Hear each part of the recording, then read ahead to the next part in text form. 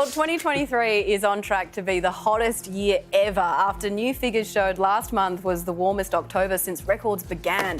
As scientists sound the alarm, one father-son duo are on an epic 2-year voyage to showcase the extent of climate change's impact, documenting the Earth's most vulnerable places and hoping to inspire climate action. Geoff and Kit kicked off their trip in August and they're now on the third leg of their trip in Antarctica. Whoa. Guys, you've taken 2 years out of your lives to document this, hoping to create change. If you could wave a magic wand, what would that change be? I think if I was to wave my magic wand in a few years, I think it would just be to have, to tell this story, to tell this adventure, and to create a pathway for people to talk more around climate change and the effects of it, especially on these far off places. I think, Rove, Kit asked me the other day why I keep coming back.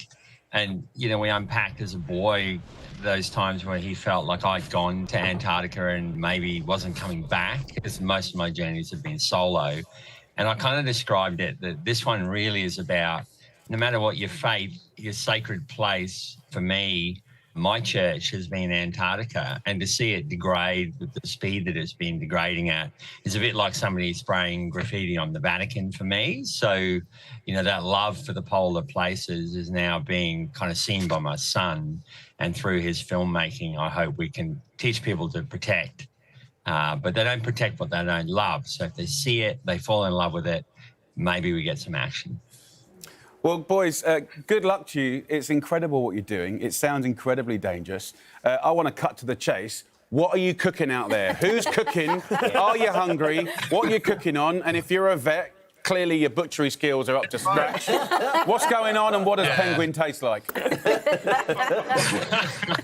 They would be so easy to catch. We were pulling the tender on the shore today, and I turned around. No, they're too cute. They're way too cute. They're off You wait till you're hungry. Glad that we don't eat them. But funny anecdote, I rang my wife yesterday because we've been eating the same thing over and over again, and I rang her and said, hey, I've got this curry, I've chopped the meat, I've rolled it in flour, and now I'm putting it in. What else can I do to make it, you know, edible for the boys, because we've got portable from the boat? And she's like, why have you rolled it in flour? I've never heard of anybody rolling the same.